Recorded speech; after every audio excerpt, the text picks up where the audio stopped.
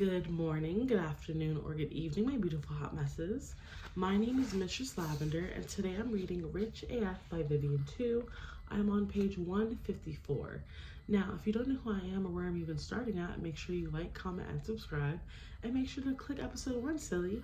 But if you do, let's begin. Step 1, research. Figure out what other options are out there for whatever service you're negotiating. Find comparable offers from their competitors and write down how much they each cost and the benefits.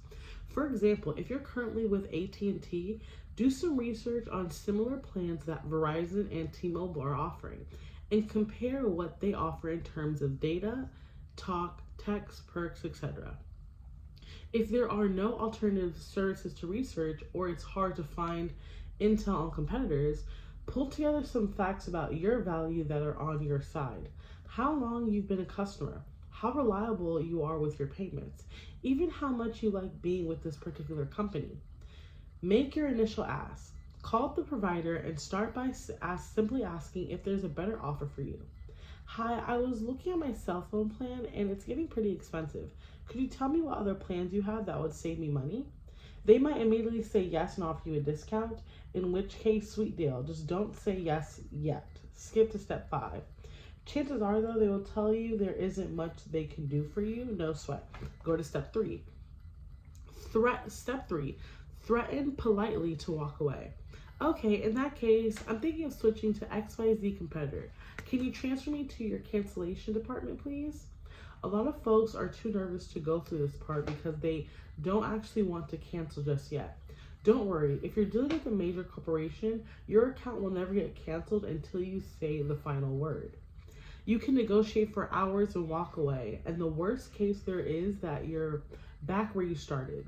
The secret pro tip is that as soon as you say the magic word cancel, you will likely be switched to customer retention, the department that will try to, retain you as a customer, instead of cancellations. They're not letting you go that easy. If you're dealing with an individual seller or vendor, you can soften the approach by combining step 3 and step 4. Empathize, again, politely, that unless you get a better deal from them, you're very well aware that their competition has a better offer waiting for you. Play hardball. Don't be afraid to state the facts. Pull out your intel on the competition and remind them of the value they have in you as a reliable, loyal customer. Hi, customer retention person. I am happy with my service, but I need a better deal to stay here. XYZ competitor is offering a similar plan for X dollars less, with added benefits like ABC. Your customer acquisition cost is hundreds of dollars, and I've been with you for a number of years. So what can you do to offer me this plan for a lower rate? Pro tip. Use the what can you do form of the question to get the other person thinking about possible solutions instead of defaulting to a yes or no response. Step 5, ask for more. At this point, they will hopefully say yes, here's what we can do, and lay out the terms for you. If they don't, jump to step 6. Now, most people would stop here. Huge mistake. Thank them, but be polite and ask for a few more things. Think beyond sticker price here. Lock in the offer for longer. Ask for fringe benefits or perks and bundle in other service for a below market rate.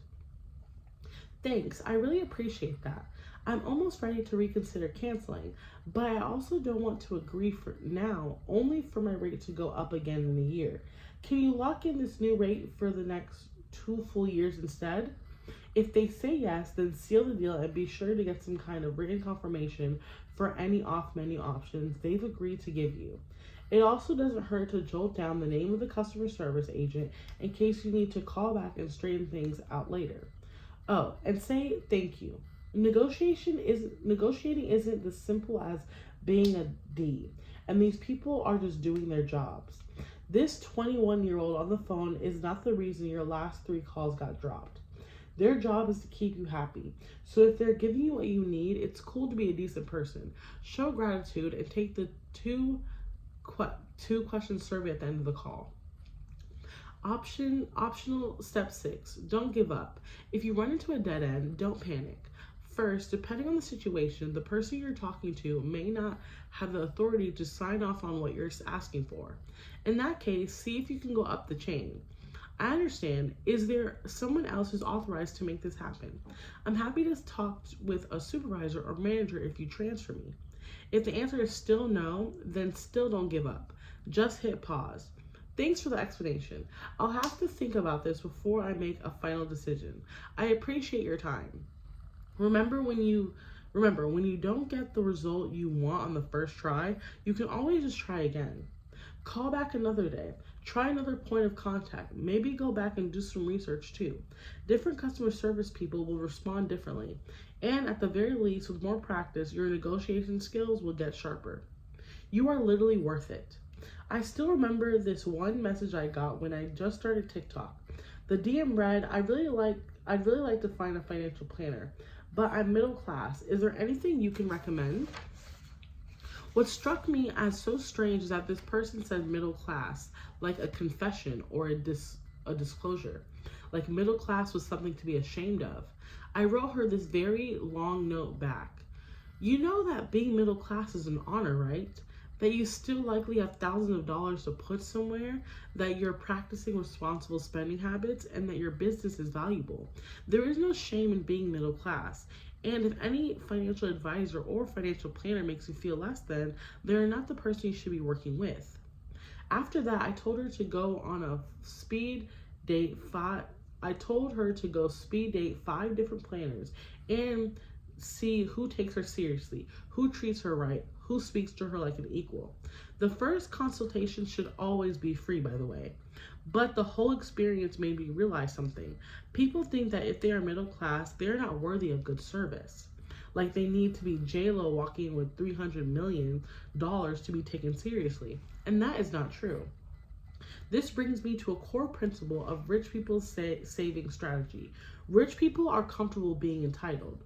Sure, this sometimes means entitled in a bad way, but it's more so in the I know my worth sense. They're just efficient, confident, and well aware of their own worth. They've been showing time and time again, from childhood onward, you are worthy, you are good, you matter. When you grow up hearing these things, you get the confidence of that abundance mindset. You know there's always more where that came from, and that you personally can go and get it. If this bank won't give me a good offer, I can move on to the competition.